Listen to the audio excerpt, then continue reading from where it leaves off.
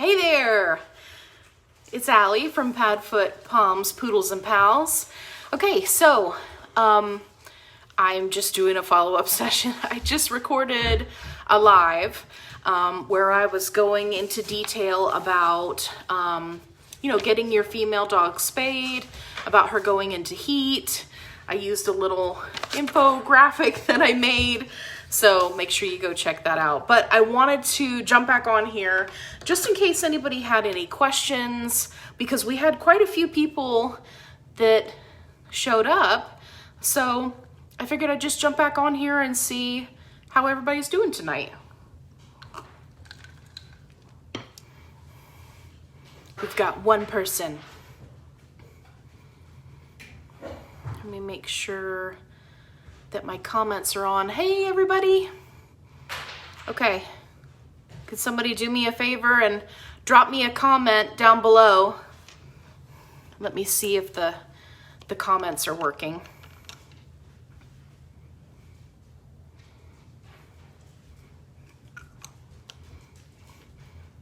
Tammy says hello. Hey, Tammy. Okay, great. Hey, Jessica said hey. Hey, okay. So hopefully you guys got to watch the quick little video that I just made. Hey, Tammy's saying hello. About when to spay your female, and I was just doing a quick little video because I see so many people that comment, and sometimes I don't have time to type out and answer them. Hey, Sean. So, yeah, I made a quick little video so that I can save that, upload it to the YouTube channel, and then I can link it whenever I see somebody who is having an issue with their female dog having a UTI. So hopefully it'll be helpful for them. I have so many things that I comment in Facebook groups just redundantly, so I'm trying in this year, 2021, woohoo, I'm trying to be more efficient. So instead of typing everything out, I'm gonna make a video about it, and then that way I can post it. So yeah, but I wanted to jump back on here just in case anybody had questions, or just to see what everybody was up to tonight. I gave all the dogs buffalo scapulas for their chew today. They were thrilled about that. It kept them quiet long enough for Suze and I to watch a couple of movies, and then that was it. And now they're running all around. So what are you guys up to? What do you want to talk about? Let's talk about stuff. Oh, and I gave them some ice just a minute ago. That's what you heard flying across the floor. We got more people joining. Okay. Okay, well, if you guys don't ask any questions, I'm just going to keep rambling, which, you know, sometimes is entertaining, but not always.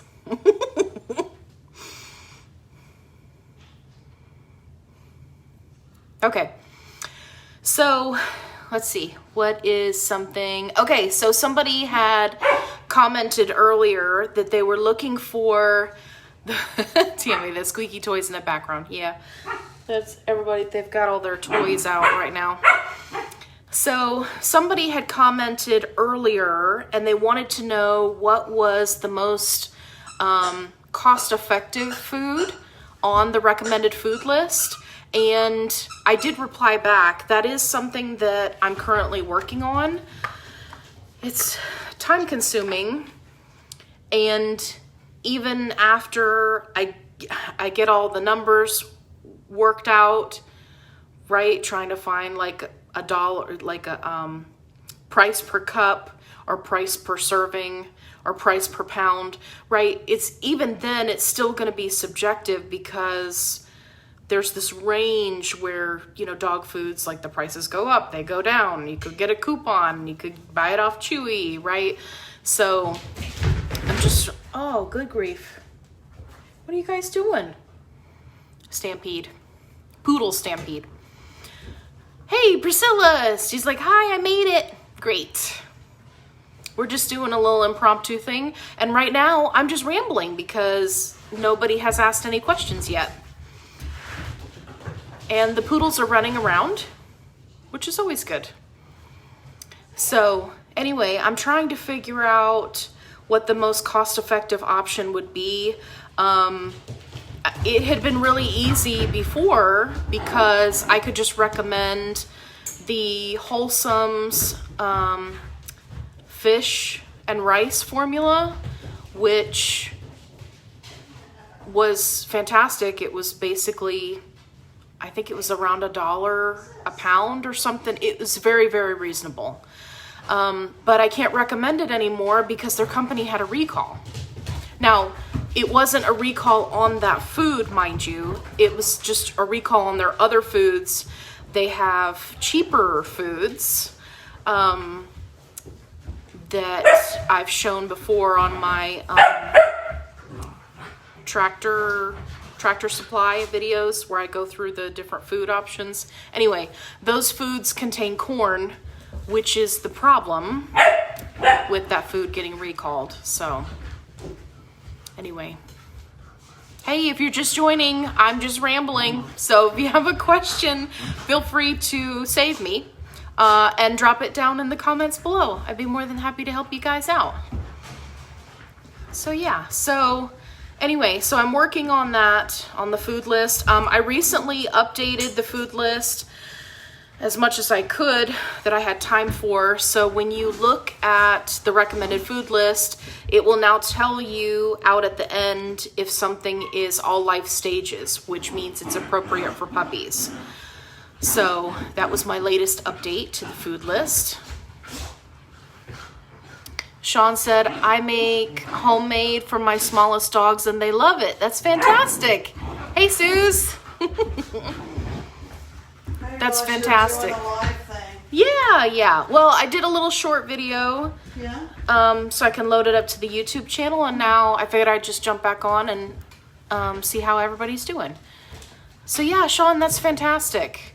I am so excited for this whole COVID thing to be over with so that I can get back to consistently making fresh food for my dogs. We've, had challenges with various meat sources and getting to stores and such. Really?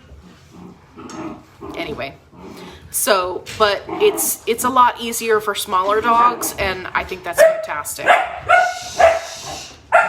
Everybody's amped up. Guys. Hey, y'all stop picking on stuff. Hey. Anthony says, hi, Allie. I get my new Merle girl tomorrow. That's fantastic.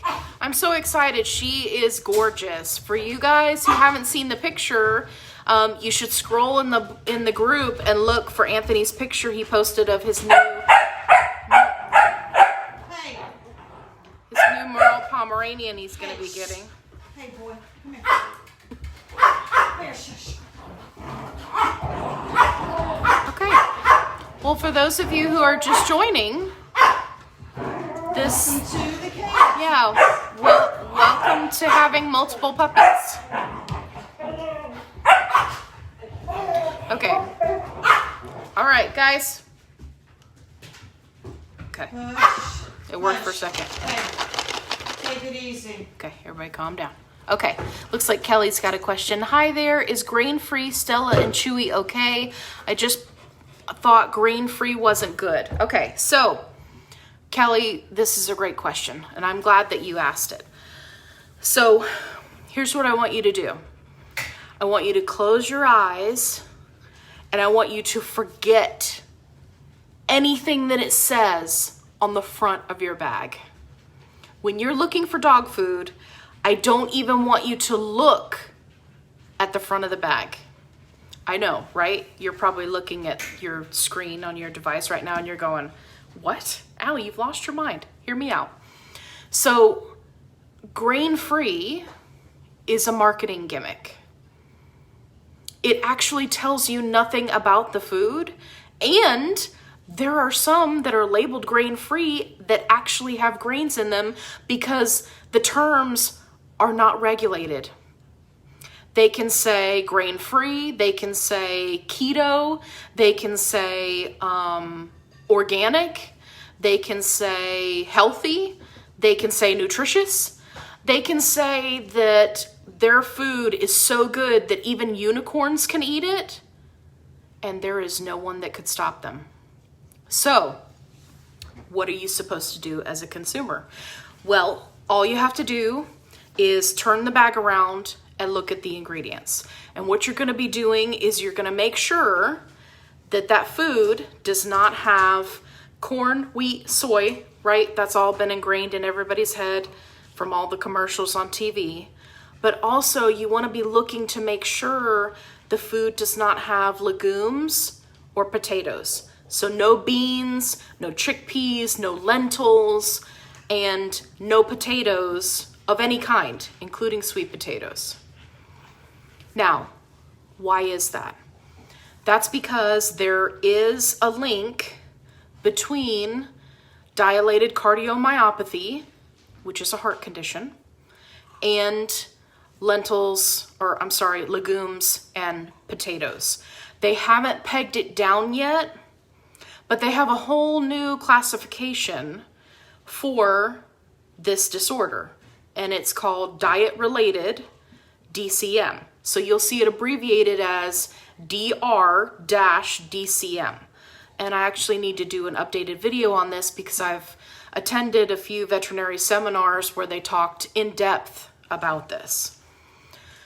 So, is grain-free bad? No. Grain-free is nothing. It doesn't help you as a descriptor of the food. What you need to do is look at that ingredient label. That is what is important. So, as far as the food specifically that you're mentioning, if I was smart, I would have had my computer turned on. Let me go back. Grain-free, Stella and Chewy, okay.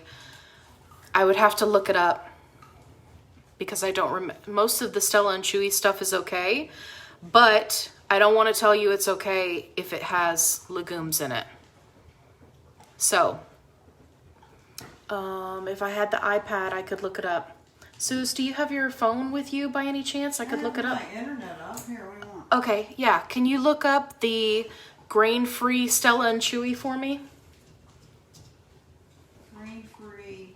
It'll be a kibble. Thank you, by the way. Suze, to the rescue. So we'll get those ingredients pulled up and then we'll take a look at it. Okay. Yeah, Sean, absolutely. And if you're looking for recipes, they're all located in the files. So definitely check those out. Also, I'm going to be having a Cook With Me class, which is totally free, where we are using one of the recipes. Everybody's in the process of ordering their supplements right now for the recipe, and we're all going to make the food together. I'm going to do a raw version and then also a cooked version, so you could do the cook along with me.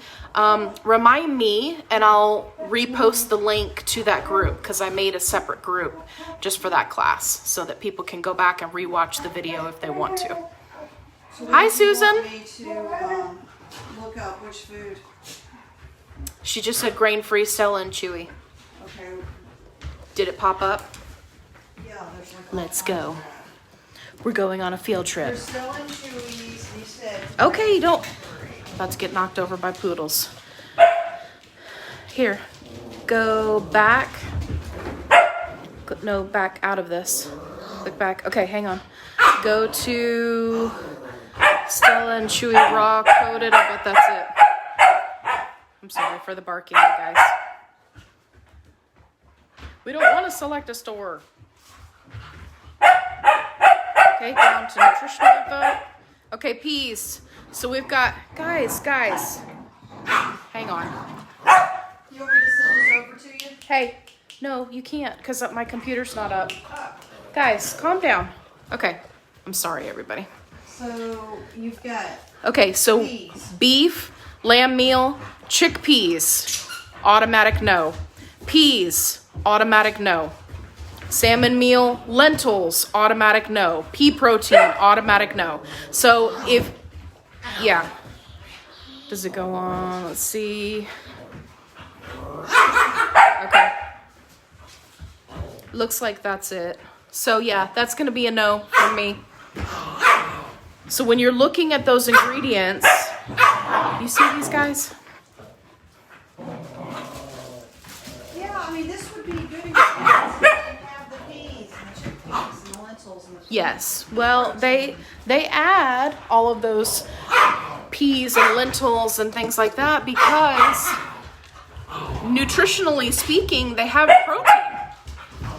But they also have other things that are problems. That's Quit okay. barking. Quit barking. Come on. Okay. You're rocking your mom. Hey, let's go. They are having a ball. They're having a ball. Okay.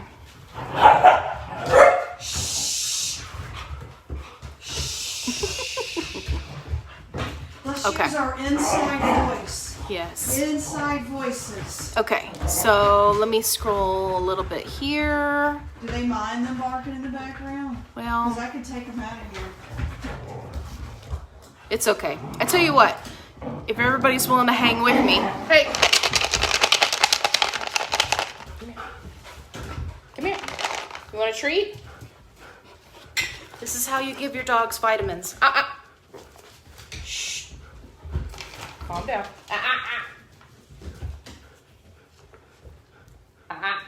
Shh. Good girl, Velocity, yes. Gotta sit. Yes. Good girl. Yes. Are you still doing the We are. No, you gotta sit. thing? Quiet. Shh. Iceland. We know you're here. You gotta sit. We know So you're what I here. do is so right now I'm waiting for Shazam to sit. Iceland's getting impatient. You gotta sit down. Sit. No. Mm-mm. You know this. Yes. Good boy. Okay. Come here, Iceland. There you go. Okay. So, it's a work in progress, but, oh, and if anybody's wondering, these are the Nuvet Plus vitamins. So, and as you can see, the dogs eat them like candy. Yes, I know, you're done. You only get one. Good girl. Let's get down. They love those things like candy. Okay. Jessica said, how do you deal with avoiding littermate syndrome from happening with your puppies close in age? This is a great question. Just wondering because you have two. Yes, as a matter of fact, I have three that are close in age. So Sega is right around 6 months. Kennedy is right around 4 months. And then Shazam is 3.5 months, I believe. Anyway, they're all very close in age.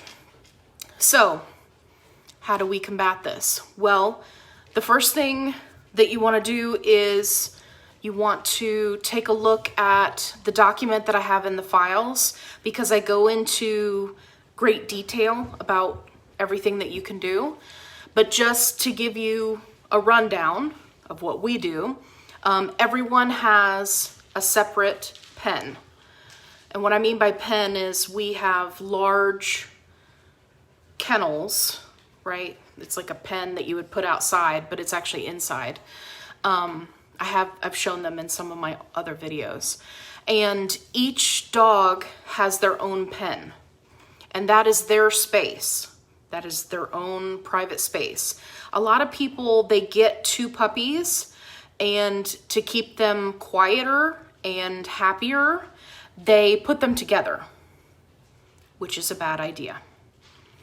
So from the start, what you want to do is you want both dogs to have separate areas. Now, if your puppies have already been together and you need to separate them, you may even need to separate them in different rooms to start with so that they can get used to not being around the other puppy. It just depends.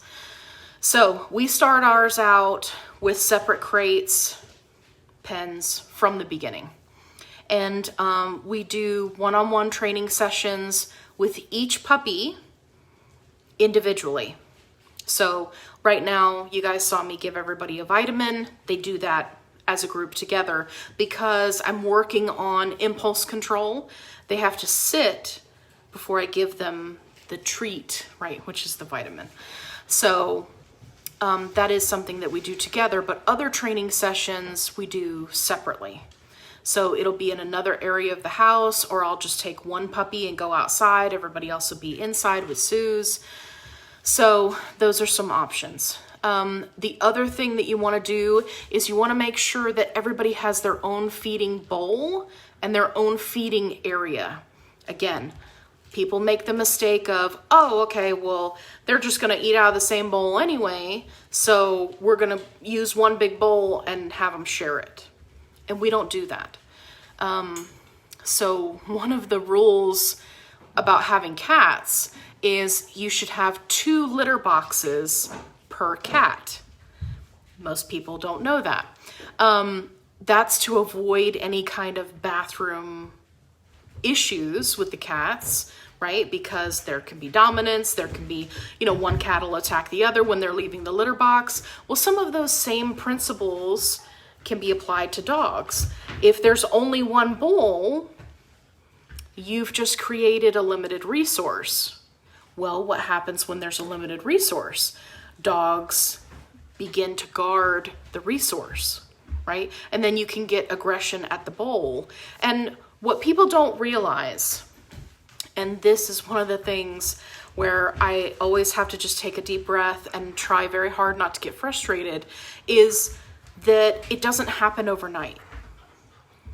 The oldest case that I ever worked with was 2 dogs who got sibling syndrome. Hey, shh, shh. Sorry. 2 dogs that got sibling syndrome when they were 11 years old. Yeah.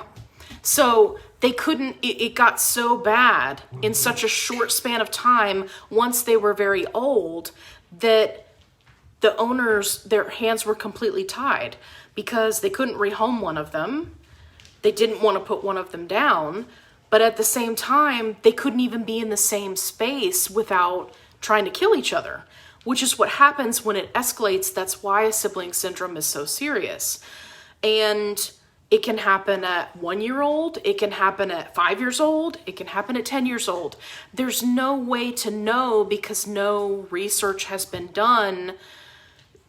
There's no way to know at what point a dog is going to exhibit the symptoms, but by that time, it's too late.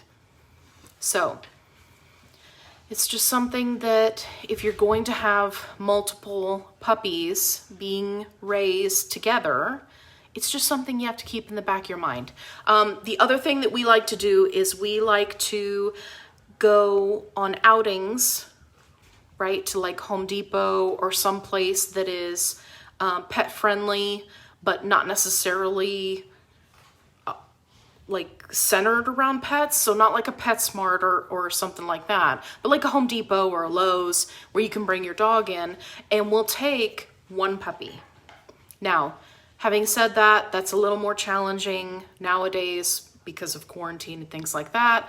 But we do the best that we can. So I would encourage anyone with multiple dogs to take 1 out and have the other stay home and to then switch off for the next weekend.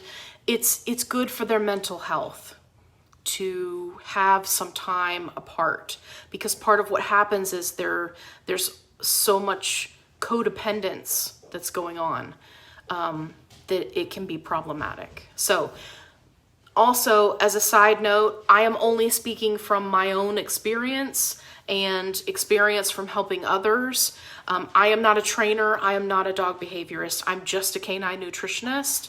So please keep that in mind. If you want to consult a professional, you should absolutely do that. Just make sure that they're a canine behaviorist, not just a dog trainer, because there are different levels there. But Jessica, that was a fantastic question. Okay, great.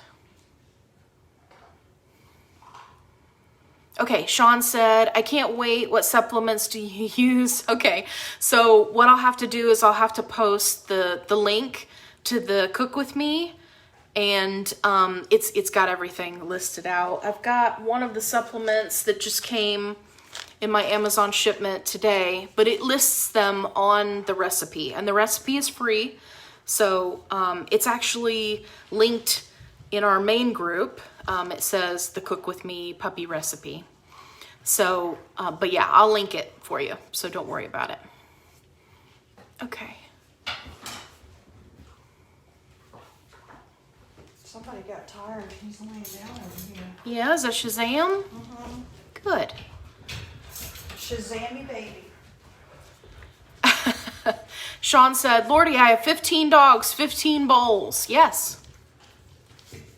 Yeah, ideally. Or you could break up the feeding times into multiple feeding times. Like you could feed different dogs in waves. So it really just depends. But at the very least, you would want to have, you know, like sometimes there are some dogs who are grazers, right? They don't eat first thing in the morning. So what I do is I fill all the bowls with food, and then the grazers will kind of come into the office in the morning. They'll lay down. They'll just kind of do whatever. The poodles will go in and eat for the most part because they're hoovers and they like to eat the food. So then they're done and there's still food left, right? Because everybody has a bowl. So then the grazers can kind of go in and pick at it, which would be my 2 Pomeranians. So, but yeah, technically if you're feeding everybody at the same time, then yes, you would have 15 bowls, and hopefully they're glass bowls. See, right now I've really sent you for a loop. Stainless steel, okay. Glass, ideal. Okay, Sean says, yes, I do have some guarding of the food. Okay, yeah, that's resource guarding. That's because you probably don't have enough bowls out, or even if you did, as humans, we have a tendency to put things in a row, right? So we're like, oh yeah, put this right next to this, right next to this, right next to this, right next to this, right? Because we like things to be orderly, but we're not dogs. And dogs don't want to be all crammed in right on top of each other eating food. It's for the same reason that I have 2 glass water bowls that are not right next to each other. They're spaced out. One is on this side of the kitchen, the other is on this side of the kitchen. So if at any time somebody needs to go get a drink, if there's already a dog at that water bowl, they can go to the other one. And it's the same idea with the food. You either need to have very, very structured feeding, which, by the way, if you have any dogs that are resource guarding, I absolutely recommend structured feeding, which is when you bring the dog the food, there are no other dogs around, right? It's just a one-on-one session. You make the dog wait and be calm before you put the food down, and then you give them the food. Then they eat the food. Whatever they don't eat, after 15, 20 minutes, you pick that up. Okay, now we move on with the rest of the day. Sean said, my oldest male wants control over the bowl. Yeah, that's pretty typical. So I would space out the bowls more, potentially do structured feeding with that male, right? So he doesn't feel like there's so much competition for food. Yeah. Make sure there's lots of space, make sure there's multiple bowls, and see if that helps. Okay. Jessica said there's a really sad video of Malinois Littermates, is a group I'm part of. So sad and annoying. Oh, did they have Littermate Syndrome? Yeah. It's sad to see, but the nice thing is, I mean, you can fix it if they're still puppies. It takes a lot of work. That's why whenever I see someone who's like, oh, I got 2 puppies, it doesn't matter what group they're in, I immediately jump on it and I'm like, hey, have you heard about sibling syndrome? You need to look into sibling syndrome. It can happen even if they're not related. They don't actually have to be related. Oh, you turned the light off on me. And then it was like I was telling a spooky story. Sibling syndrome. Anyway, so now we got boxes flying. What's happening? This is not the Halloween episode of, you know, Live with Allie on a Saturday night. And I promise that we're sober. So anyway. Speak for yourself. Anyway, yeah, sibling syndrome it's serious. It's tough. But that's why I encourage people to just do it right from the start. And it shocks me how many breeders insist to people, oh no, it's fine. That's not a real thing. I love that. Because it tells me exactly the type of breeder that they had. Really, you were so concerned about selling 2 puppies that you were willing to lie to these people. Okay. So, anyway, I won't get off on a tangent there because I'm perfectly capable. Appreciate it. Yeah, thanks.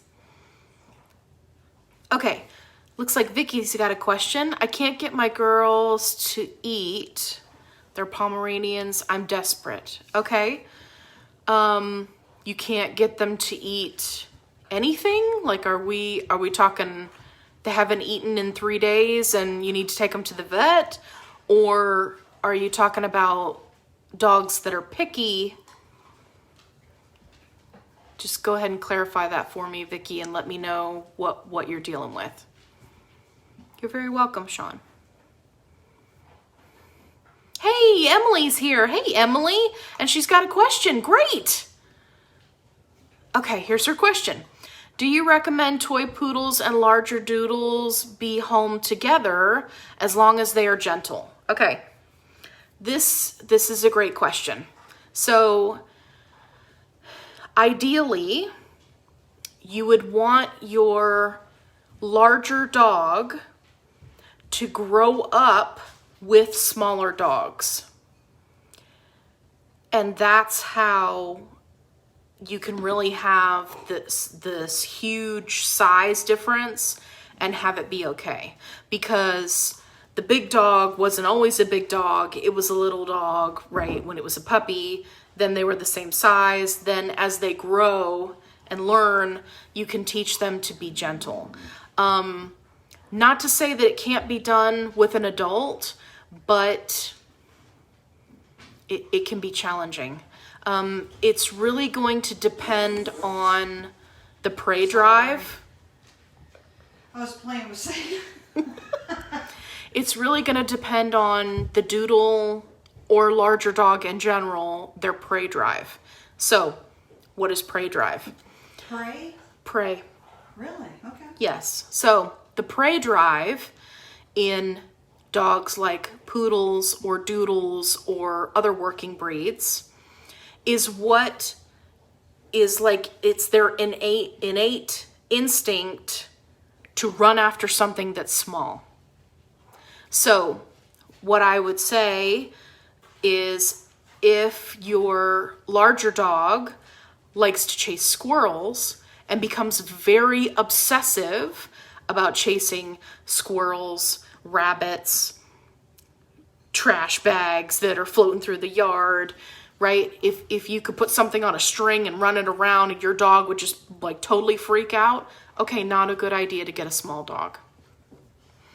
Bear is 1 year old. Is it too late to introduce? I want the right fit. Good name. So, yeah, that's our rescue pom's name. So, that's a tough one. That's a tough one, Emily. So, if you were getting an adult toy poodle, right? So it was already full grown, that was used to being around adult dogs, or larger dogs, I should say, then that could be a potentially good fit. If you're talking about getting a toy poodle puppy, and then having a Doodle who's essentially still a puppy, then I don't recommend that. I'm thinking no now, maybe a larger Poodle. Yeah, absolutely. If you're thinking you could go, you could even do like a miniature Poodle. I mean, they get to be up to like 30 pounds. You could do a larger miniature Poodle, or what they call a Moyen Poodle, which is not a recognized size here in the US, but it is in the UK. So yeah, you could do that. Now, having said that, I want to give you some food for thought, Emily. So when we got Velocity, we got her as a puppy and raised her with our Pomeranians. So she is very, very good with small dogs because she was raised with small dogs. Now, having said that, when we got Sega, right, our 6-month-old standard poodle, and they started to play together, we saw a whole new side of Velocity that we had never seen before. Because now she could run full speed, play just as hard as she wanted to, because she had a dog that was almost her size. Now, when we got Sega, she was a little puppy, and obviously she was gentle with her then, just as she is with small dogs. But now that Sega is larger, right, she's like 37 pounds now, they play together and romp and roll around, and it just fills my heart with joy, because I never saw Velocity do that before. She would run around and the Pomeranians would all chase her around, but she didn't play with them like that. She didn't roughhouse. She didn't play like dogs play, because she learned very early on that, hey, if I play too hard with this little tiny Pomeranian, then A, I get in trouble, and B, the little Pomeranian doesn't like it and then doesn't want to play with me. So I know that, you're potentially looking for somebody to play with Bear, and I completely understand. But give some thought to something in the 40 to 50 pound range. I mean, whether it's another Doodle or a Poodle, either a Moyen or a standard. You could get a smaller standard. That might be a good fit for you. But you want to find somebody who does temperament testing. That is so important. Whatever route you decide to go. So anyway, keep in touch with me and I'll help you. We'll figure it out. I know I just totally went off. Okay, so let's come back to Vicky. Vicky says her dogs are very picky. I've tried so many dog foods. Okay, so Vicky, what I recommend is you take a look at the files. There's a file that I've created for picky dogs, and I want you to read through it and be really honest with yourself about the various questions that it asks, because a lot of times in our attempt to make our dogs happy, we can inadvertently create a picky eater. So I want you to take a look at that file and then make a post, and let's see if we can find something that your dogs will like. Now, having said that, I have always had fantastic luck with Only Natural Pet Max Meat. I always call it Meat Max because that makes more sense to me. They carry it at PetSmart. You can order it on Chewy.com. And I like to use it both as a food and as a treat. I've used it for puppies. We've used it with our senior dog.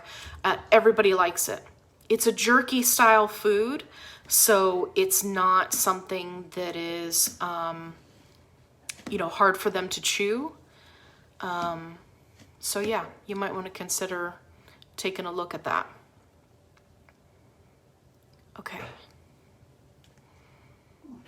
Okay, good. All right. Yeah, Emily, send me a message. Perfect.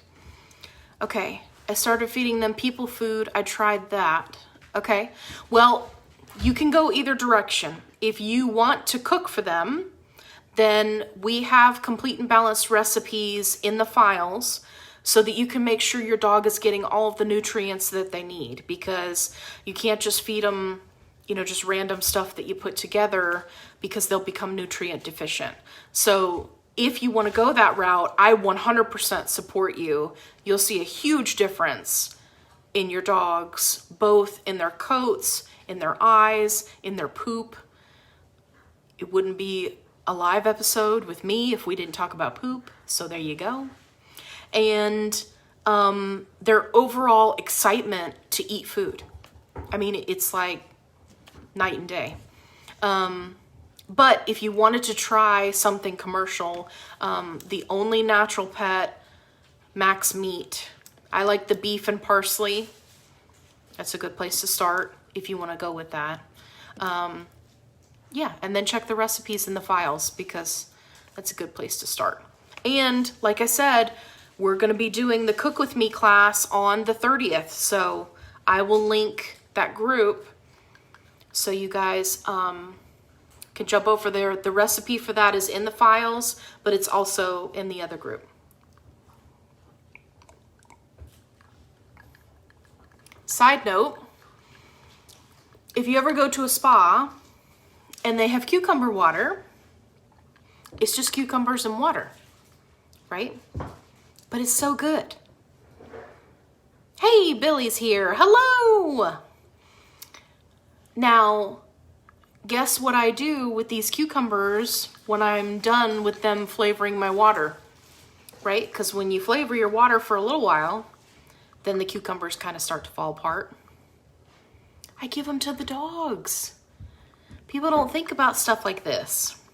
When you're prepping your food, if there's some scrap piece that is acceptable to give to dogs, like when I'm cutting bell peppers, right? And you take the centerpiece out and it's got all the seeds and all that, you throw that away.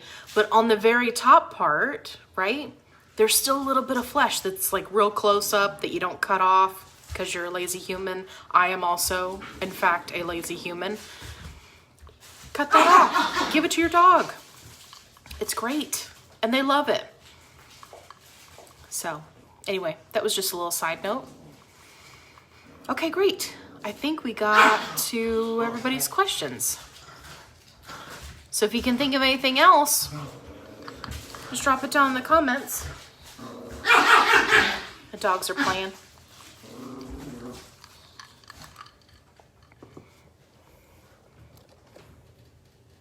Everybody behind me? Okay. No. Are you guys being good? Who's behind me? Is that a velociraptor? Here you see a velociraptor in its natural environment. Sorry. I couldn't help myself. You sound like almost worse than that. Did I really? I was just being silly. That was crazy. Okay, what you guys got? Give me questions. Ready, go. 1, 2, 3, go. Okay, somebody coughing? Are you okay? Somebody was coughing. On your mark, get set, go. We're just gonna listen to somebody squeaking. Okay, you're very welcome, Vicky. Yeah, and don't forget, you can always make a post in the group if you want to follow up, and we can follow up. We'll find something that your dogs will eat. Don't you worry. Sean said, I love this video. I get kind of crazy on Friday night. Hey, Candace is here. Hey, Candace. I'm so glad that you decided to join us. We have been waiting for you forever. Gosh. It's keeping us waiting. Sean says, vaccinating, question mark. Well, that's a big topic.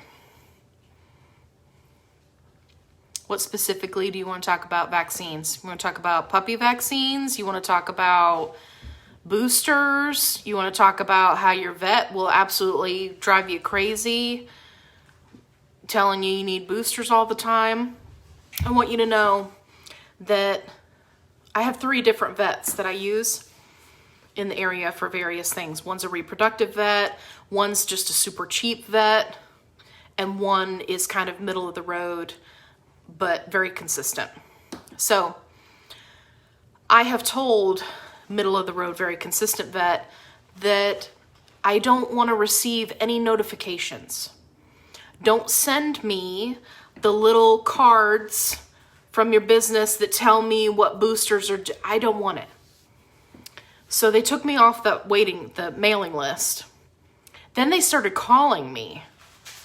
So I had to very politely tell the girl, hey, first of all, I know you're just doing your job, and I appreciate that, but can you just mark in my chart that I really don't want you guys to call me every 3 months and tell me that my dogs need something done, because I'm not going to bring them in for a random fecal exam, okay?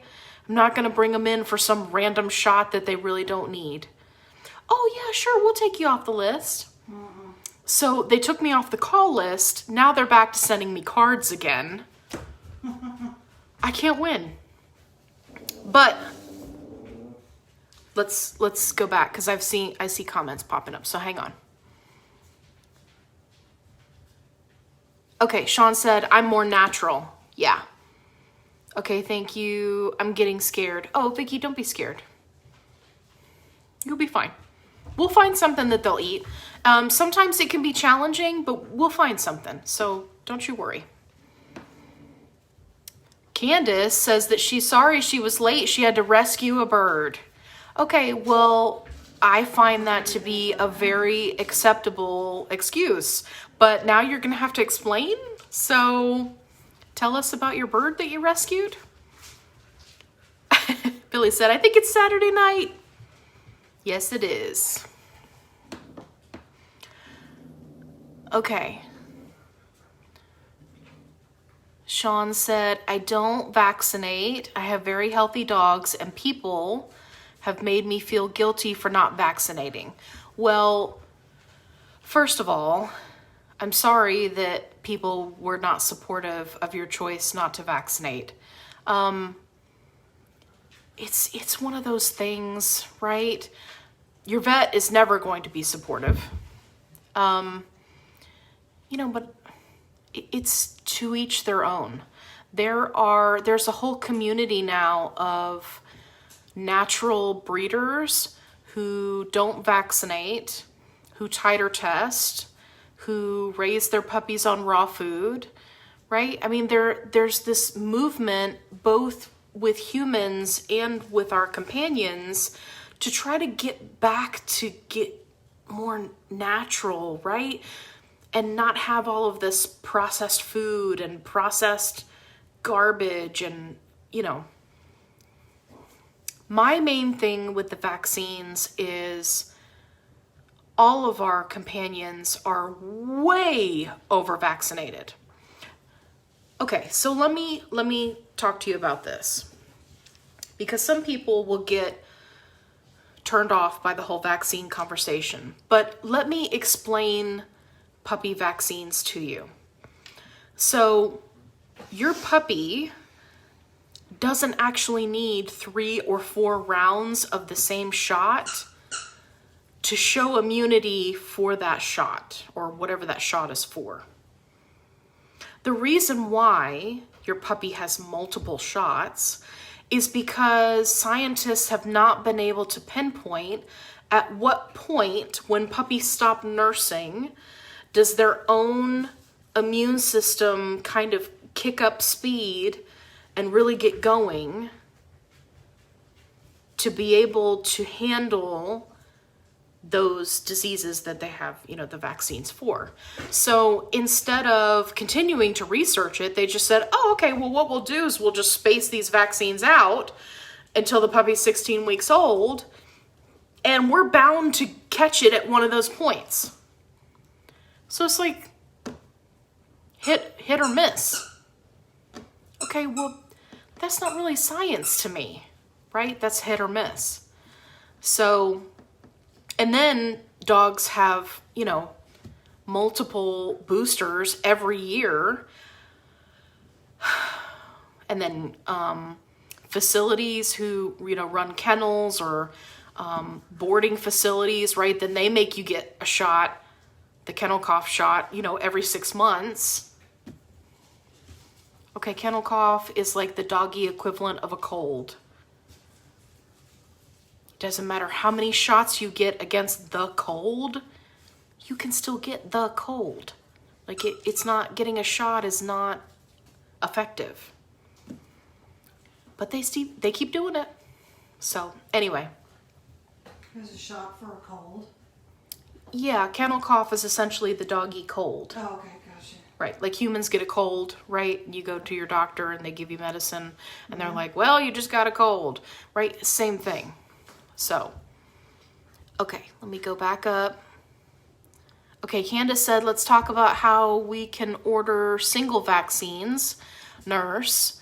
So I try to give my own, but it's hard to find single ones. Yeah, it's very hard because they don't want people to figure it out.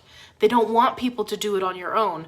You can absolutely vaccinate your dog yourself with the exception of rabies shot, which has to be administered by somebody who's approved by the state, which in this case would be your veterinarian. But for the rest of the shots, I mean, you can order them online, but the problem is getting a hold of single shots. So if you wanted to do parvo only for your puppies, right? Getting a hold of that is, I mean, you're just going to be pulling your hair out. And they do that on purpose for the exact same reason that if you go to the vaccine website, they make it difficult to go filter through and find the list of all the adverse reactions. Not just the common side effects, but the actual adverse reactions. Because they don't want that on their main page, right? They don't want you to be able to get the single shot, and vets don't want you to be able to get the single shot because then you don't have to come to them. And most vets, at least around me, I won't speak for all of them, but most vets around me, they don't want to order it. They're like, no, why would I order? I have to order in bulk, and I'm not going to give other people's pets a single shot when they don't know any better, and so they'll just get a multi-way shot, and I can charge $20 for something that I paid $3 for. I mean, that's the truth of it. That's the way it goes. So, yeah, Candace, I feel for you on that one.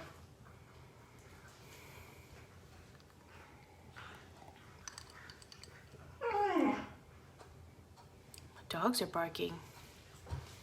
Hey, it's Tammy. Hi, Tammy. Hi from Billy, Tammy, and Teddy. Yes, you are on the big TV. All right. Cheers to you guys on the big TV. This is cucumber water, by the way. So. You sure about that? Yes, it is. Okay, great. I love whenever somebody watches on the big TV. Oh, here's the story about Candace's baby bird. Okay, baby bird at the pet store got its foot caught and now has a necrotic foot. So since we have 4 birds and I am a nurse, guess who they asked to take and help it? Ironically, I was given a cage yesterday and I plan to use it as an extra in another room. Well, funny how that worked out. That is funny. Well, I hope that you're able to help your little bird friend. I'm so sad they got their foot caught. You have to tell me what kind of bird it is. But I'm so glad that you're able to take it in and help. That's awesome. I just hope that he can keep the foot, because I know sometimes that can be challenging for birds. All right, Treva's got a good one. Heartworm Preventative. I currently don't give anything prescribed. I feed her garlic, apple cider vinegar, etc., and spray her with Wondercide. Fantastic. For fleas and ticks when season appropriate. That's excellent. So here's the thing about prescriptions. They have so many horrible side effects.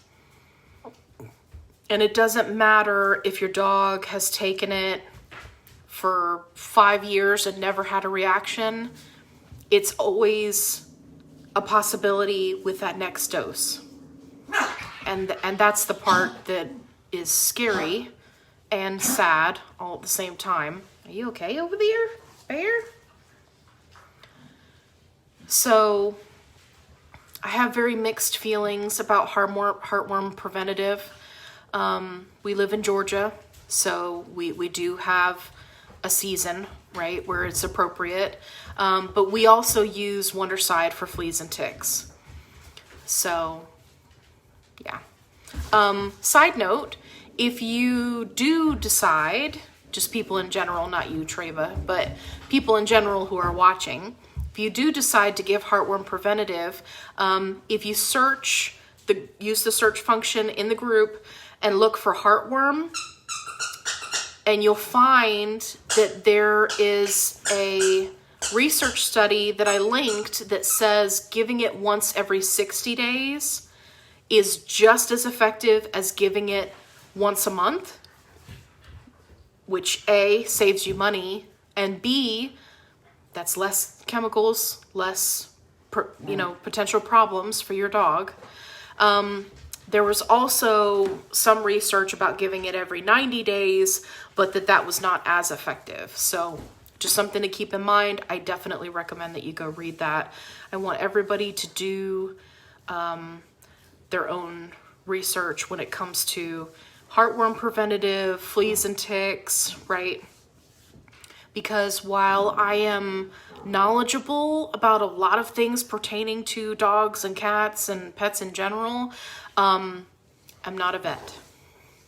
So it's hard for me to give any kind of advice when it comes to that, other than to say that you should do your research, which can be challenging. Crazy. It sounds like we've got a Wookiee back behind me. Who is it? Why are you guys playing right on top of Velocity? She's trying to lay down. Velocity, you have infinite patience for these puppies, and I love you for that. Look at Kennedy. She's so cute. Oh, God. Look, you see Sega? She's just sitting on Velocity. That's love, right? When they just sit on you. Okay. Oh, it's a parakeet. Oh, they're so What little. color is it? Blue, green, I don't yellow? know. She said the foot will fall off. Oh, no. Oh, no. You know, with these 3D printers, you probably can get a prosthetic. Okay, well, Sue says you should find somebody with a 3D printer and make your little birdie friend a prosthetic. I think that it's only appropriate that you give him some kind of pirate name that's just me, because he'll have a little peg leg. Roger. Yeah, call him Blackbeard. Jolly Roger. Captain Kidd. Captain Kidd. Okay, well, Candace, keep us posted on the little parakeet baby. Make sure you post pictures because I want to see them. They're so cute. Their little faces. You are most welcome, Treva. Yeah, that Wondercide stuff works great.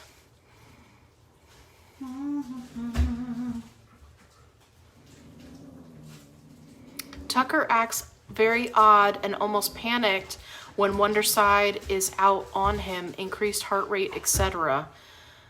I wonder if he's sensitive to one of the essential oils, Candace, that's in the Wondercide. I'd have to look at the ingredients, but that would be my guess. I would definitely take note of that. If you don't want to use Wondercide, you could try the neem spray. N as in Nancy, E-E-M as in Mary spray, neem spray. That's also good against fleas and ticks. Everybody's getting amped up. Okay, Renee's got a question. What do you do when a pom pup wakes up with anger? Well, That's a very good question. So can you give me an example? I mean, is the puppy being startled awake, or are you saying that if the puppy is asleep and you touch them, they growl? Give me an example so I know what you're talking about. Okay, the parakeet is blue, yellow, black, and white. Ooh, she said Peggy for a name. Oh, Peggy's good. That would be very Female? cute. Peggy. Is it a female? Has more female markings. Yeah, I think with parakeets, it's the shade of the little bump of it, what their nostrils are. I could be way off. My bird knowledge is limited. Allison said, I love how Suze is so invested. She makes my day. Oh, man. Oh, okay. Well, thank you. She said, thank you. I appreciate it. Okay, Tammy said, is there a file on heartworm and tick medication? As far as my recommendations, I have the file that talks about the neem spray, the Wondercide, using, you know, if you're going to use prescriptions, use it every 60 days or potentially even 90 days. So I have a file that talks about that, but I don't have a file that specifically talks about the adverse side effects and problems. That's probably something that I need to work on. It's a stampede. Okay, hang on. I'm gonna write it down. Because if I don't put it on my list, then it doesn't get done. So, file on side effects for heartworm medication. It's okay. They can play. I'm gonna see if I can get Quinn to work on that for us. Fair, they can play. Because she's phenomenal. Fair, they can play. Okay. Hey, Candace said I was correct. It is the little nostril, Oh, it tells you male and female? right, the color of it. Okay, so what's the color? Yes. Well, she said that it looked like a female. Great. That's why they were So thinking Peggy. She can call Thank it you. Peggy. Yeah, Peggy. That's super Sorry, cute. I was yawning when I was saying that. Not very many pirate women that I can name off the top of my head, so. Let's see. Yep, nope, Right. no. Okay. Renee says she's 25 weeks and gets in her bed. She jumps up after falling asleep and charging at another dog or person that's in bed.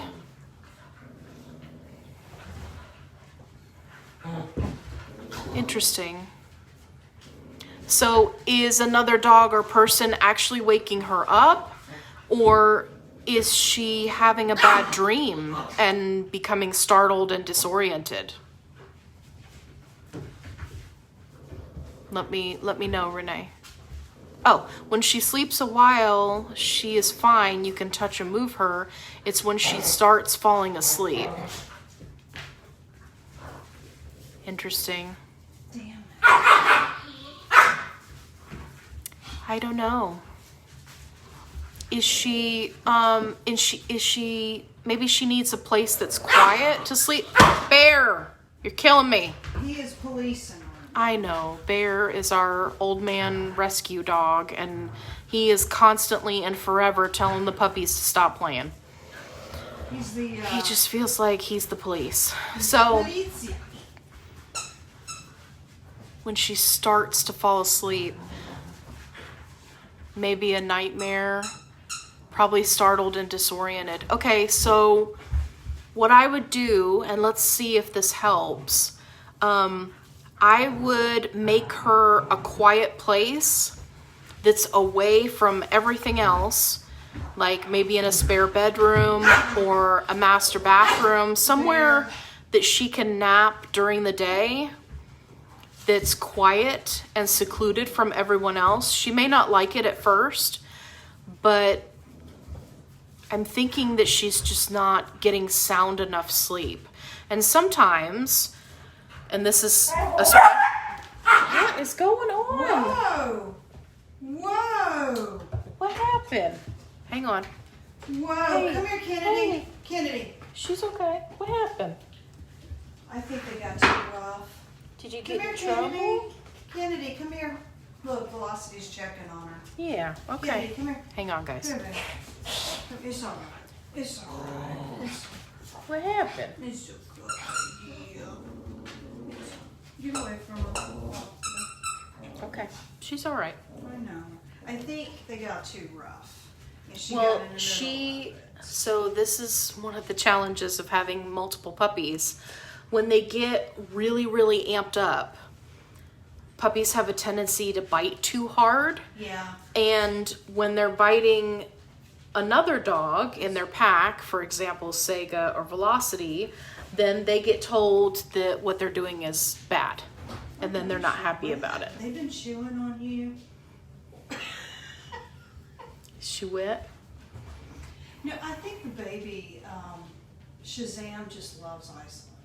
Yeah. And he just wants to be with her and lick her. Our male, Shazam, he loves Iceland and he always wants to lick her face. Everybody loves Iceland. So you go to pick her up and like the whole top of her head is just wet. He just licks on her. He just loves her so much. And she's like, oh my God, leave me alone. But she's a good dog. So anyway, sorry about that. Who doesn't like Iceland? Yes, everybody loves Iceland. Okay, so with puppies, they have a tendency to pass out wherever they are, right? Especially if they have beds that are in the living room or high traffic areas. So what I would do is set her up with a place that's quiet, away from everybody else, where you can close the door and make her get some good sleep. Making dinner in there? It sounds like it. So that might help.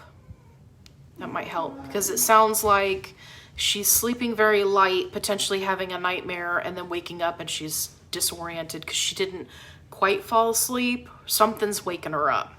So give that a try and let me know if that helps. Try a sleep mask. They make those for little doggies? They do not make sleep masks for dogs. Don't do that. Okay.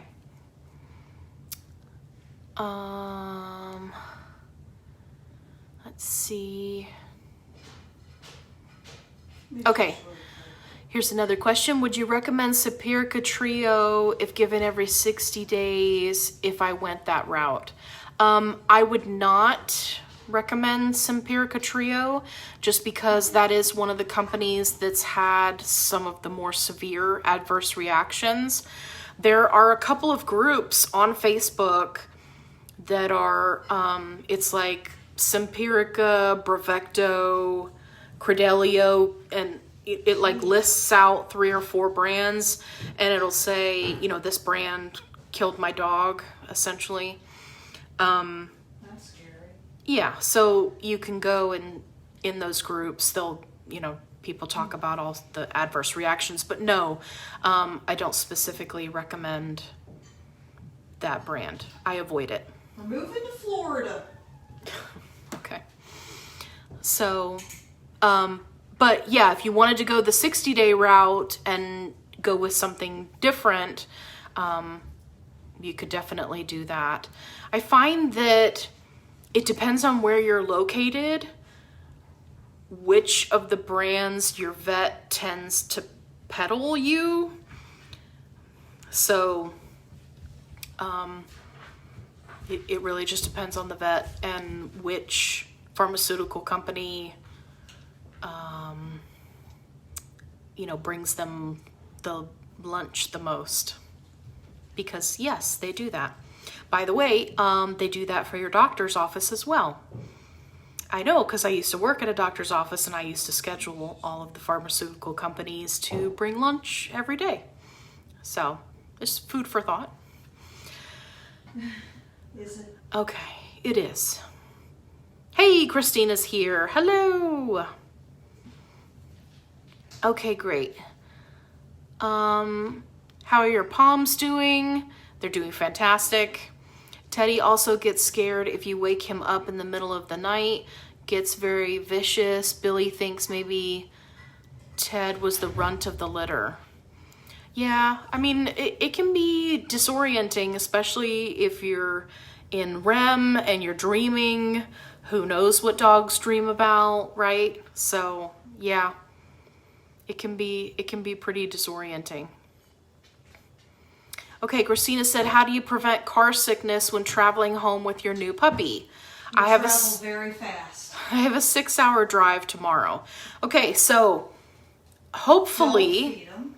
right, hopefully it's not too late to communicate with your breeder and tell them, hey, you know, get up super early, give the puppy a meal like way before you're supposed to get there so that they can have some food in their system and digest it before you get there. Kennedy, get out of the water. And then ideally you want to have something on hand like Nutrical or something like that, so because you've got such a long trip. And as far as preventing car sickness, there isn't a whole lot you can do. All you can do is be ready for it and pack accordingly. So make sure you've got multiple trash bags. I highly recommend grocery bags, and bring a bunch of them, right? Because you got a really long trip. A whole pack of pee-pee pads, right? If you're going to be holding the puppy, you want to put like whatever kind of soft bedding or whatever you're going to hold them in. And then I recommend like a actual little dog bed, and then put the pee-pee pad over it.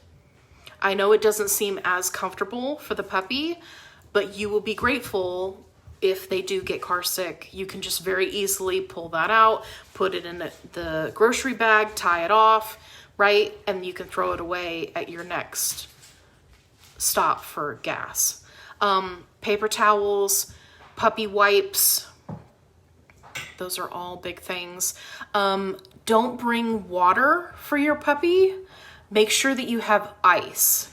So the puppy will be able to lick the ice to get water, but they're not like ingesting a whole belly full of water and then you're driving around and it's sloshing around in their little tummy, right? That's just a recipe for disaster. With the ice, they have a tendency to lick it. It takes them longer to drink it that way. So that can be helpful. Bring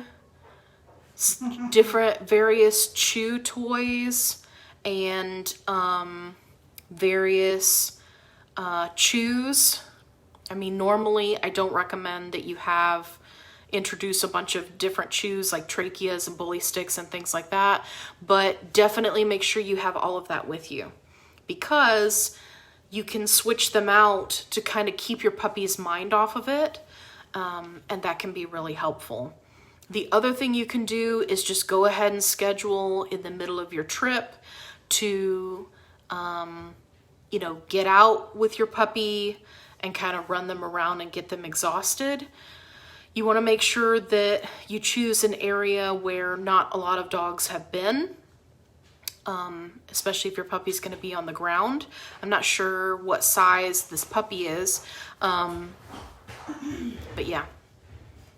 And I would just say, as much as you can get them to sleep, that would be ideal. So hopefully your breeder will kind of set you up for success there and not just hand you a puppy that's, just ate food and then now you're having to drive 6 hours. So yeah. Okay, Renee says, can you recommend a good vitamin for puppy and senior palms? Yes, actually. Senior palms. I was just giving it out earlier in the video. So this is the NuVet Plus Canine.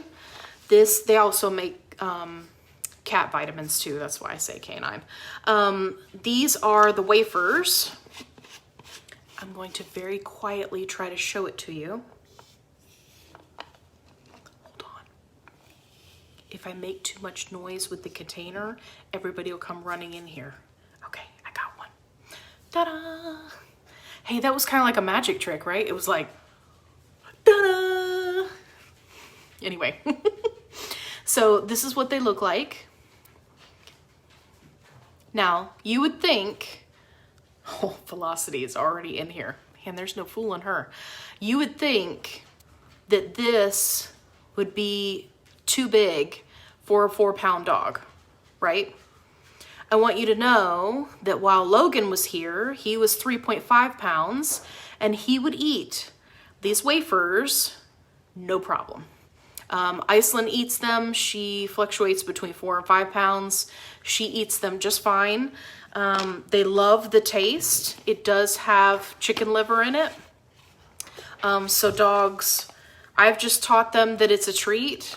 And if you missed it earlier in the video, you'll see that everybody eats it, no problem. So that's what I would recommend as a daily vitamin.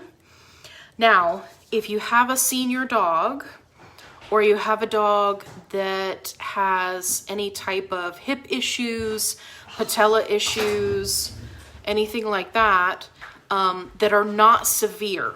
So, somebody made a mess in there. So, for non-severe joint issues. Babe, you gotta see this. Okay. You gotta see it. Okay. I recommend the New Joint Plus. I'm just gonna leave it like this. I actually just got a new bottle of this. So this I give to Bear specifically, and he has really bad patellas. So I give this to him. You could give this to a dog that just has mild issues. That would also be fine. If you have a dog that has very serious patella or joint issues, then I would opt for the New Joint DS, and DS just stands for double strength. So those are the ones that I recommend. I've seen great results with it. Are you okay? Yeah. Okay. Yeah, it's okay. So, if you're looking for the link for those, I have it linked in the announcements of the group. You will have to use the link in order to get them. You can't just order them off Chewy or something like that. It's a private company. So, but if you click the link, it'll allow you to go through checkout. So, yeah, those are the ones that I recommend. Okay. Hey, Robin's here. And Julie. All right. Hey, Julie. Hey, Robin said, hey, Suze. Hello. Okay, great. Okay, Sabrina's got a great question, and I get asked this a lot. She says, why don't you recommend peanut butter? It seems to be in a lot of cookies and treats, and people put it on things. Okay, so Natural peanut butter is fine. yeah, so there are a couple of different challenges with peanut butter. First of all, The vegan kind of work. yeah, first of all, what you have to be careful of, very first thing if you're going to feed peanut butter, is you have to be careful that it does not contain xylitol. Right. Because they've started using it as a sweetener in peanut butter, and xylitol, even in very small doses, is deadly to dogs. So that's the first thing you have to check for. Now, why don't I recommend peanut butter or use peanut butter? I find that dogs do not have a very high tolerance for peanut butter. It's very high fat. It's a legume, so I don't recommend, that it be part of your diet on a regular basis for your dog. Here's Velociraptor. Say, I would eat all the peanut butters if you let me. Yeah. Of course, with legumes, there's always the risk of contributing to DCM, right? Dilated cardiomyopathy. So now, are you going to feed enough peanut butter, to give your dog a heart problem? No. That would be ludicrous. But if you, for example, if you're feeding peanut butter, you're giving a food that contains lentils, you've got treats that contain chickpeas, you see how it very easily starts to stack up on you and you don't even realize it? So I don't like to use peanut butter or recommend peanut butter you know, if people want to use it, it's fine. Just be very careful about the kind that you're using, the sweetener they're using, and you need to check that label every time you purchase it. Because companies are not going to let you know, hey, we switched out the sugar for xylitol, or we decided to change out our sweetener, now we're using xylitol. You just have to be very careful. And for me, there is no benefit. None. And there are so many other things that you can use. So for me, that's why I don't use it and I don't recommend it. So, but it's one of those things where I get it. Like, people like to use peanut butter on a lick mat, right? They like to use it for whatever. But chances are you're going to find most of your peanut butter products, just like you said, in cookies, which, you know, are going to contain wheat or some kind of flour. I don't recommend biscuits of any kind. So I have tried numerous different, trying to find different recipes and things like that so I can do like a cookie or a biscuit type recipe that people could use. And they either use peanut butter, right, because it's a great binder, or some kind of flour, you know, usually a wheat flour because it bakes up really nicely. So I'm in the process of trying to make a recipe that I can give you guys, right, that could work for like little treats. So you'll just have to stick around to see that in the future. But Sabrina, that was a great question. Okay, what do you use for heartworm preventative and other worm prevention? So as far as other worm prevention, right, like roundworm, hookworm, flatworm, crazy worm, we only treat as needed. So if the dogs are not having any kind of issue, then we're not treating them for worms. As far as heartworm preventative goes, if you check out the files, I do list what I use. I don't like to recommend it to people because it is a prescription heartworm preventative.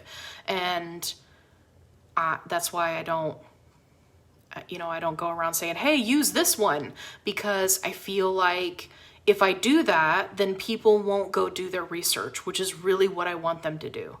So for the flea and tick, we use Wondercide and neem spray, but we, again, only use those during the summer months. And the heartworm preventative, we only use in the summer months every 60 days. So, but yeah, definitely check out the file, and it tells you everything on there. Okay, Renee said, what about a senior with kidney issues? You could give them these vitamins. That would be fine. Yeah, that wouldn't be a problem. They're not hard on their system. So with kidney issues and bladder issues and you know, pancreatitis and things like that, that all kind of relate to those systems of the body, it's really more important that you're feeding a fresh food rather than a kibble. And if you can't do fresh food, or you don't want to home cook or feed raw, then at the very least do a canned diet. And there are canned foods listed on the recommended food list.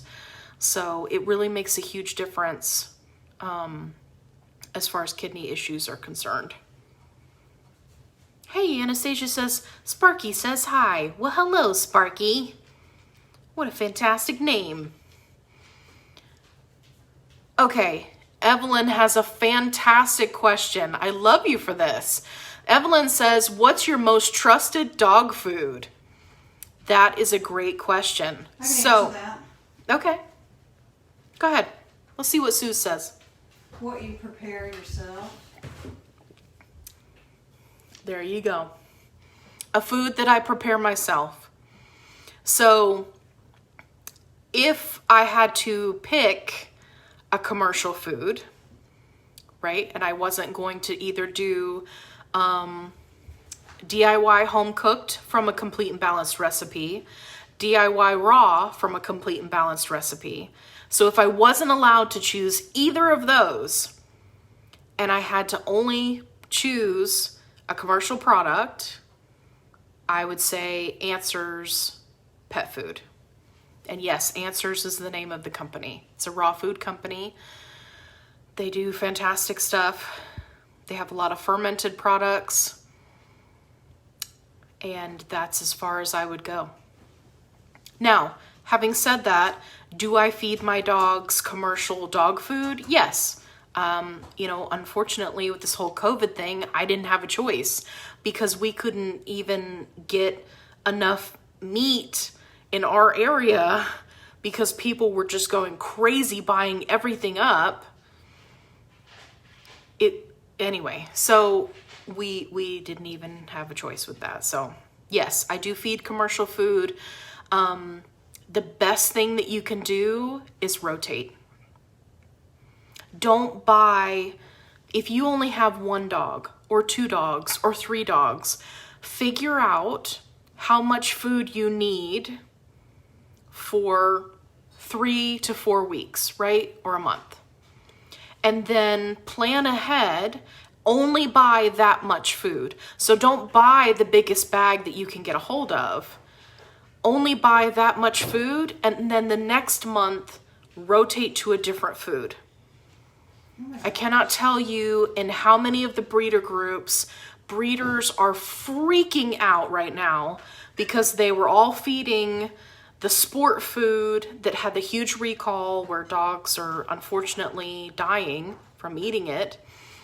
And they're all in a panic because all their dogs were eating that garbage food that had corn in it. And, you know, what pains me is people put themselves into this little box, and I blame vets mostly. You put yourself in this little box that says, I can only feed this one thing to my dog, which is not true. I'm here to tell you there are so many options out there that are fantastic, and you can rotate through them on a regular basis. And not only is your dog going to be happier, they're going to be more excited to eat. They will also be less likely to develop allergies because feeding the same thing over and over and over and over and over and over and over again is exactly how the body starts to say, okay, there's only so much of this, you know, synthetic thing that we can take before we've just had enough. So rotation is key. Yeah, I don't trust dog food companies. For those of you who are new, I have worked for multiple dog food companies. What's happening? I don't trust them. I use them because of convenience and necessity, but when I have an opportunity, I make food for my dogs.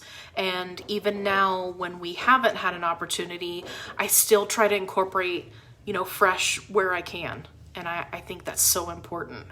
So I don't want you to, you know, latch on to a single brand name, right? Because it's so important to do variety, to do rotation. And if you're curious more about rotation, I have a whole video where I break down all the details. I give you lots of options and scenarios and things to think about. So yeah, so definitely check that out. But Evelyn, that was a fantastic question. Most trusted dog food is the dog food that I make myself and that you can make yourself. And for those of you who joined in the middle of the session, I will prompt you again. We're having a cook with me, live video cook with me. The recipe is free. It is approved for puppies. All of the supplements can be purchased on Amazon. They're not expensive. So that is going to be, the video is going to be on the 30th of this month. So if you would like to join, I would love to see you guys there. I will link, after I get this posted, I'll link the group because I made a group so people could ask questions and go back to it, and you know, they wouldn't get lost in the feed of the larger group. So I would absolutely encourage you to come cook with me. I'm going to do the recipe 2 different ways. One is going to be completely raw for those of you who are curious about raw feeding or who just, you know, might need a little bit of help. And then I'm also going to do it cooked. So it'll give you kind of some options to play with, and it's gonna be a lot of fun. So yeah, so you should definitely check it out. Okay. Thank you, Tammy, Billy, Teddy. Love you guys. Love you guys on the big TV. Okay. Excellent. Okay, Rosalind has a question. Hi, Allie. So good to see you. Hi, Suze and everyone. Hey, she said hi to you. Hello. She says hello. I have a question. Well, you've come to the right place. I have an 8-year-old Yorkie. He has milky eyes. What supplement would you suggest to slow that down? Okay. So with milky eyes, I'm assuming we're talking about cataracts. Suze, did you want to chime in? Well, I can't remember the name of it, but my Eddie's oncologist. Is it oncologist? No. No. Optometrist? No, Something with eyes. Ophthalmologist. Ophthalmologist, thank you. Had Long day. Perfect stuff. I'll think of it in a second. Okay. So, Suze had to deal with this same challenge with her Manchester Terrier. He lived to be very old, bless his heart. He was 17 years old. So, as far as giving him a supplement to slow it down, once they've started, there's not a whole lot you can do. I know that, you know, you can go and have the cataracts removed, but that they're always going to come back. It's something that happens. So what you'll definitely want to do is talk to your vet about if you're going to have the cataracts removed, when is a good time to do that. Some vets will say, hey, let's go ahead and, you know, remove the cataracts now. Some will say, hey, you know, let's let them essentially thicken up over a few years and then remove them, but not wait until the dog is 100% blind. So that one is definitely challenging.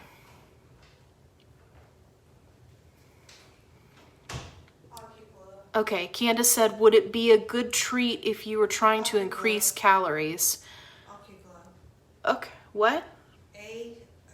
OCU-GLO, OcuGlow. OCU-GLO? Yeah, I think that's it. OcuGlow? Okay. Suze is thinking that's the name of it. So take a look at that. I'm not familiar with that supplement, so. Okay, would it be a good treat if you were trying to increase calories? Is this in reference to the peanut butter? Oh, come on. Uh-oh. Thanks a lot. Candace, you'll have to let me know what is this in reference to. Let me scroll down, scrolling down. Oh, look at all these wonderful comments. Peanut butter. Okay, Candace said peanut butter. If you're looking to increase calories, I wouldn't use peanut butter. You got to remember it's such a high fat content that you're really not getting bang for your buck. I would, if you're trying to give a treat to increase calories, I would use the, and you'll laugh at the name, in the files there is a recipe for something called Satin Balls. And no, I didn't create the name.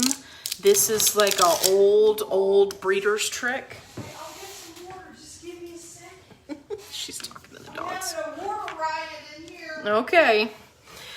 So if you check out that recipe in the files, that is what I would use to increase calories. And you give it like it's a treat. It's like a little, you make them whatever size you want. Like if you have big dogs, obviously you make them big.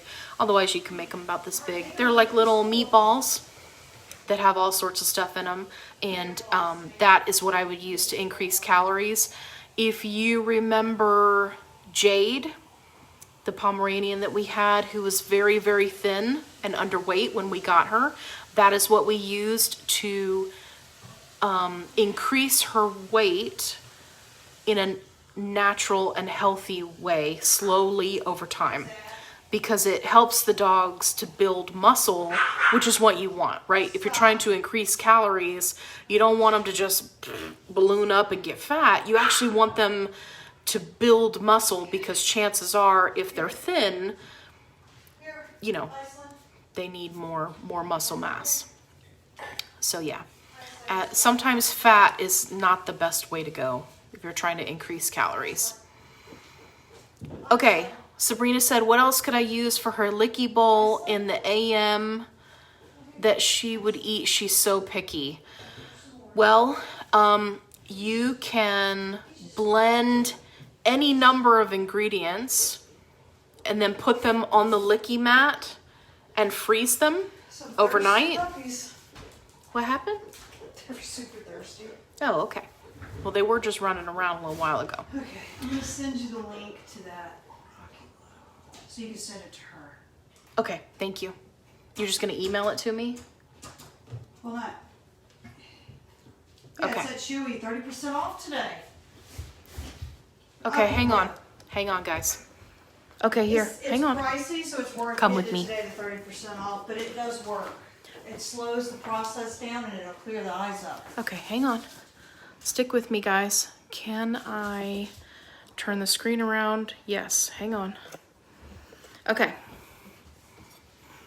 So this is the one that her vet recommended My for the Manchester Terrier who had cataracts. ophthalmologist. Yeah. So can you click on that? And it's on sale today for 30% off. Okay. This is the powder blend version, medium and large dog. Okay. She would need small dog. She's got a Yorkie. Okay, hang on. So it's a powder, so you could mix it either into a treat or into the food. This is the vision. Okay. Well, I will look more into it. Yeah, there's one for a small dog, but Come with me. She can do some research on it. It's OCU-GLO. Okay. Yeah, will And you it's send... Chewy, and it is on sale, but it does work. Okay. It is a great supplement. Okay, great. Thank you.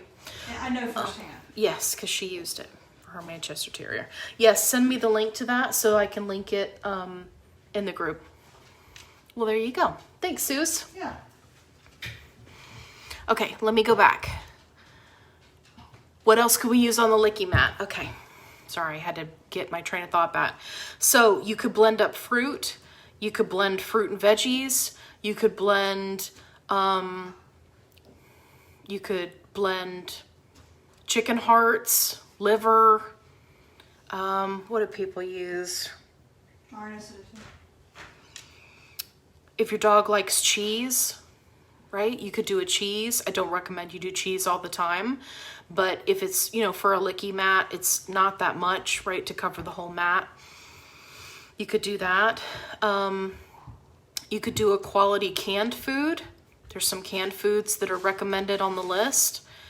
You could try that. That would be good. You could blend up some sardines that come in a can in water and spread that out there like a, you know, delicious bagel spread for your dog's licky mat. They would probably love you for that. So yeah, so you got some options. You could get the canned chicken if you were wanting something like fast. You could get that and, you know, chop it finely, mix it in with some yogurt, spread that over the licky mat. Combinations that you and I would think are gross, your dog will love it.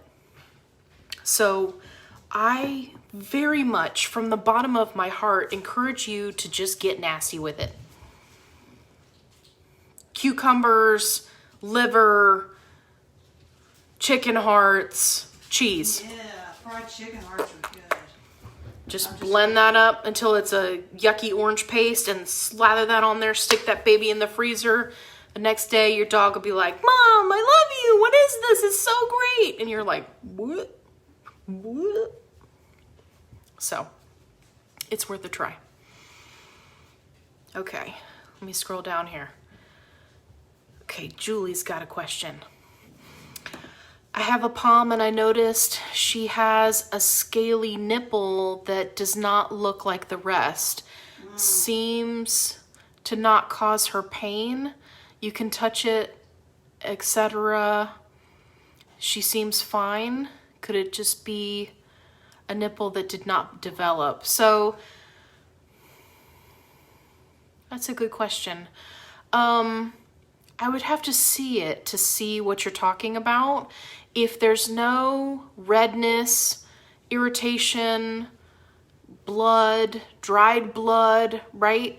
Then I would just make sure that you clean it really well with a warm washcloth, gently, just gently. And then maybe put a little bit of coconut oil on it and see if that helps. Do that once a day for a couple of days and then see if it's still scaly.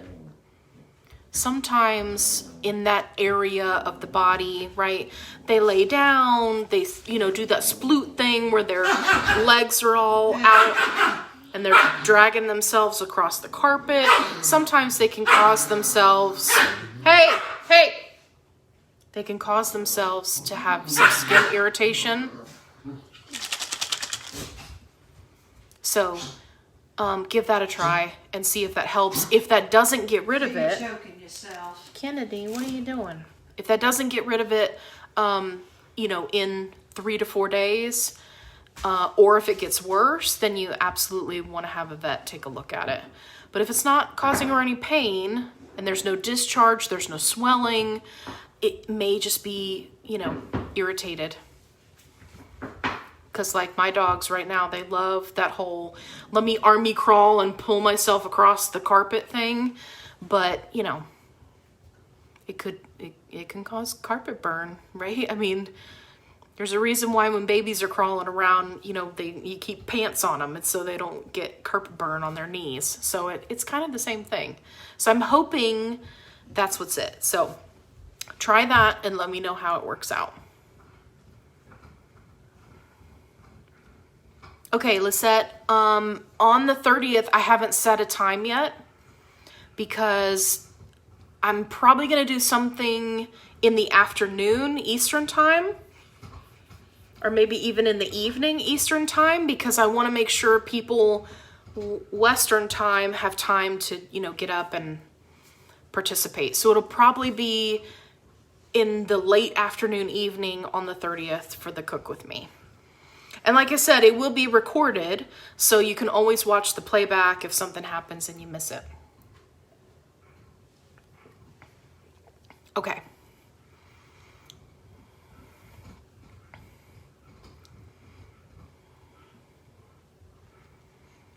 Okay, Sean said, thank you. You're very welcome. I've learned so much. Great. And yes, I tend to feed the same, but have about 3 brands, but I mix the dog foods together. Okay, so I don't recommend this, mixing multiple foods together, unless it's to transition from one food to the next. So, but yeah, you're very welcome. And I'm so glad that you are here because you asked some really great questions. And that's what these live sessions are all about. Okay. You're very welcome, Evelyn. Okay, great. Oh, here we go. Okay, Ari says, a breeder I am planning to get a puppy from said they were feeding the puppies TLC pet food. I've never heard of this brand before, so I went to the website, they linked me, and it looks sketchy. Look at you. Ari, high five. high five because your name is awesome, but also high five because you went to the website and you're doing your research and you're concerned because you think it looks sketchy. So high five, you're awesome. Can I link the website so you can look at the ingredients? Absolutely. Absolutely. Yeah. If you would do me a favor and make a post when we come out of this live session in the group for me, that way, if anybody else is concerned about it, I can put all the information there in the post, answer your question, and you may also help somebody else. So absolutely, I'd be more than happy to look at it for you. And I think that's fantastic that you're looking at the food. Now, let me say this. Regardless of, after I review the ingredients and what we decide about if the food is good or not, if that's what your breeder is feeding, then that's what you will need to feed for at least 2 weeks when you get your puppy home. The reason why I say that is because when puppies transition to their new home, their immune system is compromised, they're stressed, they can eat things that they shouldn't, they can stop eating, they can get diarrhea, they can start vomiting, right? There are all of these factors that can happen.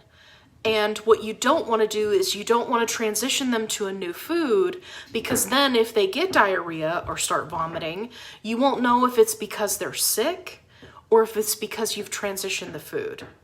So regardless, what I would encourage you to do is make sure that that breeder gives you at least 2 weeks of food, right, to cover you when the puppy comes home. That way, even if we decide that the food is not good, then you can, at least have some to then transition the puppy off. Now, having said that, please don't go to your breeder and say, hey, I need you to provide me with 2 weeks of food so I can transition the puppy off the food. Okay, that is the fastest way. Can you do that impression again? To tick off a breeder. Because that was fantastic. I need you to give me the food so I can transition my puppy off me because that food is garbage. Is that good? Okay. That was like Mickey Mouse Goes West. I don't know what just happened. Bear with me. But just tell them, hey, I want to spend a lot of time with my puppy when I get them. Can you please make sure that you have, you give me some food to get me started? That way, you're good to go. Now, if the breeder says no, that you have to purchase, especially if it's from a link that they provide you, then that is definitely 100% sketchy. There are a couple of dog food companies that do that, and basically the breeder gets paid if you buy the food. So if that does happen, I recommend that you just really pressure the breeder to give you food to get you started. So let me know how that goes. If you need more help, let me know. And also, please make that post and link the food so that I can take a look at it for you.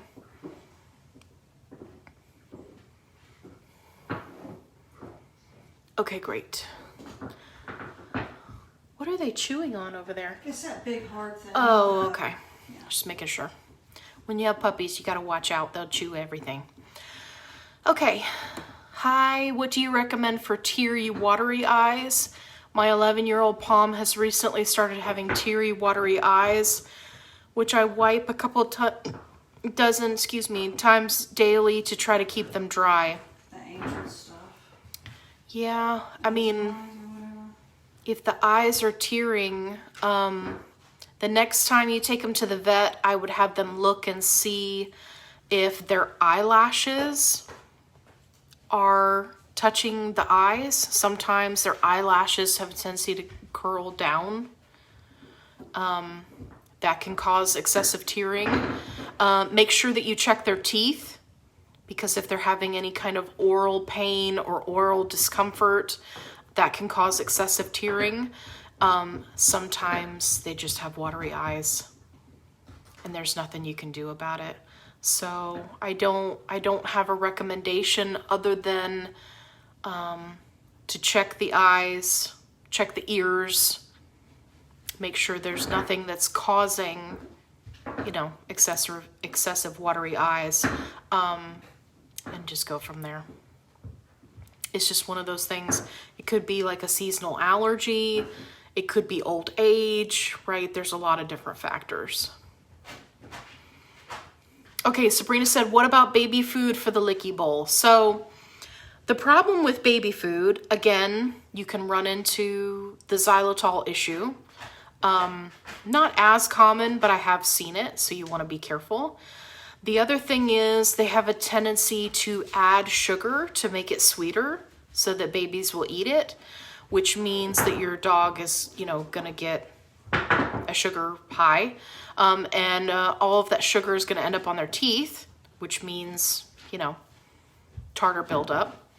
So I reserve baby food for dogs that are incredibly sick, who can't keep anything down, and you really have to convince them to eat, and puppies that are also having, you know, issues and not eating their food. What kind of cheese? Any kind of cheese. Any kind of cheese that you want to. Like I said, I don't recommend a lot of cheese, but if it's for a single treat, like on a lick mat, and you're mixing it with something else, you could just do like a shredded cheese. Just don't get like a seasoned cheese. Don't get, you know, Mexican blend taco seasoned cheese, right? Obviously that would be bad. But just a shredded cheese. You could put like yogurt down on the lick mat and then press the cheese into it and freeze it. You could do that. Just remember, less is more. You want to get them excited about it, but you don't want it to be like a grilled cheese sandwich on the licky mat, right? That's not good for them. So, less is more. Okay. My Daisy girl seems to be developing CT coughing. She had x-rays and seems to have a slight enlarged heart. Do you recommend anything? Well, that's challenging. The coughing is usually because of the heart. So I don't have any supplements or anything that I could recommend for you. You definitely 100% want to make sure that your dog is not eating any legumes or potatoes. Ideally, you want to feed a fresh food diet. When all of the body's energy goes to processing, digesting, breaking down, and trying to glean nutrients from a completely processed food like kibble, it takes up a lot of energy. But if you're doing something like, say, home cooked, right, the body can very easily recognize those nutrients, right? Think about how you feel. How do you feel after you eat your favorite salad with some kind of lean protein, right? You feel energized. You feel full and satisfied, but you don't feel heavy. And then how do you feel after you eat like a pizza or a bowl of really sugary cereal, right? Then you're like, man, a bowl of pasta, right? You feel really weighed down and heavy, and your body has to really work at it. So it's the same kind of idea. So yeah, I would definitely consider, even if it's only temporary to try to help with the heart issue, a fresh food diet. Yeah. So, and I'm so sorry that she's having those issues. I know that's rough. Unfortunately, it's something that's common. You know, we're seeing it more and more of these dogs with all these heart issues, and it just makes me sad. Okay, Nancy says, hi, I love your info. Well, thank you. It's been so helpful. After learning from you, I was feeding my dog Sojos, okay, which has been good. Awesome. I found out my pup has allergies to chicken, corn, peas, peanut, rice, oats, and soybean, okay. what other brands are also good that are reasonably priced? She's 40 pounds, so the expensive stuff is too much for me. Okay. So, anything that I would recommend would definitely not have corn, peas, peanut, or soybeans in it. So anything on the recommended food list is not going to have those. Now, as far as the chicken, the rice, and the oats, that makes it a little more challenging. I would have to look to see... I would have to look at the list to see what we could come up with that would fit, because I don't want to make I don't have all the ingredients for everything memorized, but I know a lot of them contain rice. It's a very popular grain in dog food. I'm trying to think. I tell you what, Nancy, when we leave the live session, make a post for me and tag me on it, and I'll go through the recommended food list and see what I can find that might give you a good start. Because see, normally if I would recommend something like the Only Natural Pet Meat Max, but at 40 pounds, that might be a little bit challenging. I don't think it has any chicken ingredients. See, sometimes you have to be careful because it'll say beef and parsley, for example. But then when you read the ingredients, there might be eggs or chicken liver, or chicken fat is really popular in pet food. So yeah, I'd have to take a look at it for you. So make a post and tag me on it, please. And I'll take a look at the list and see what I can come up with. Oh my gosh. Here's a good example of using the spray on the rugs. Uh-oh, do we got a puppy chewing the rug? Yeah, Mrs. Kennedy. Story of my life. And they've had really good chews all day today. Look, he's like, Ooh, Anastasia made a good suggestion. She says Sparky likes cottage cheese. Cottage cheese is good. Yeah, cottage cheese is good. Yeah. Yogurt's okay. Mm-hmm. That's not really a cheese, but I was just throwing that out there. Yes, thank you. It's a dairy product. I understand. Dairy this. What happened? Okay, so Renee, no potatoes, no sweet potato. Whether a dog is having an issue or not, that's true for all dogs. No potatoes, no legumes, no beans, no lentils, no chickpeas, I could go down the list of all of the stuff. Red kidney beans they've got in dog food, none of it. No beans, no lentils, no legumes, no potatoes, and that includes no sweet potato.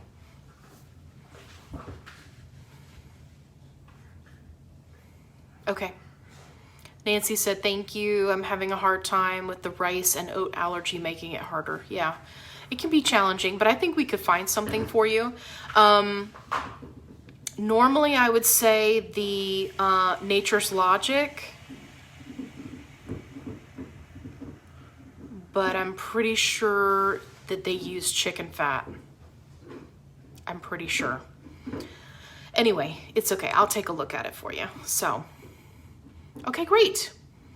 All right, well, that is the end of our questions. Apparently, the puppies are tearing down the house. So,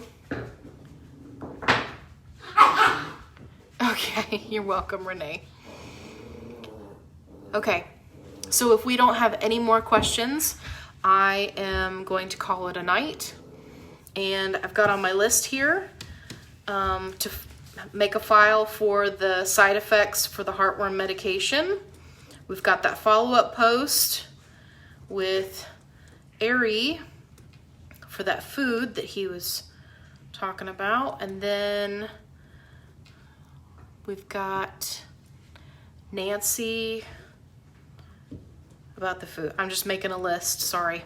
I'm a list person. Are you checking it twice? I might check it twice. I might not. Are you going to find out anything? I am not. because it's past that season. Okay. All right, guys, thank you so much for tuning in to this random live session. I'm so glad that you were all here and you all had some really fantastic questions. So if you didn't see my first live session where I was talking about female dogs being spayed and UTIs and incontinence, please go check out that video. And as always, be kind and rewind.